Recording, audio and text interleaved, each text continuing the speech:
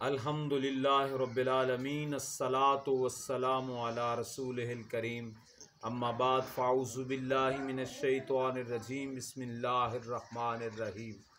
अल्लाह रब्बुल इज़्ज़त कुरान मजीद फ़ुरक़ान हमीद के अंदर इरशाद फरमाया, इन्नल्लाह मअस साबिरीन सदक़ल्लाहुल अज़ीम व सदक़ रसूलुहुन नबियुल करीमुल अमीन।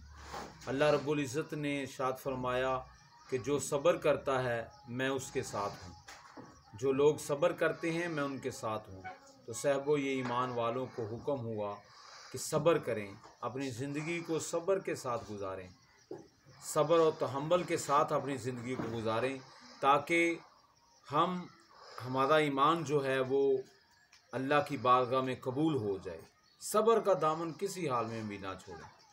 बेशक जितनी मर्ज़ी मुश्किलें आ जाएं, हमारे सामने मौला हुसैन पा हज़रत इमाम हुसैन अलैहिस्सलाम आपका उसवा है, आपका वो गुज़रा हुआ ज़माना है हमारे सामने कि आपने तीरों की बारिश में भी सब्र किया और अल्लाह को याद किया।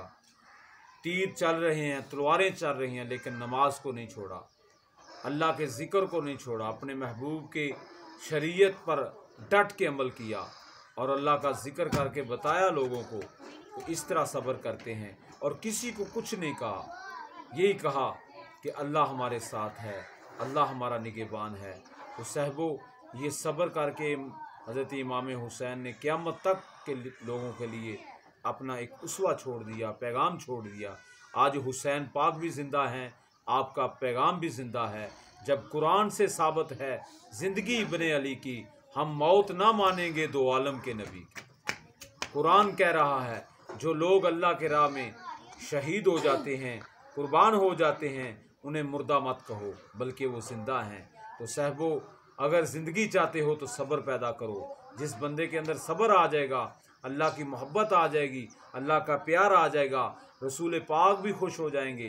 तो सहबो वो बंदे का दुनिया भी बेहतर हो जाएगी, आखिरत भी बेहतर हो जाएगी। अल्लाह ताला मुझे और आपको अमल की तौफीक अता फरमाए।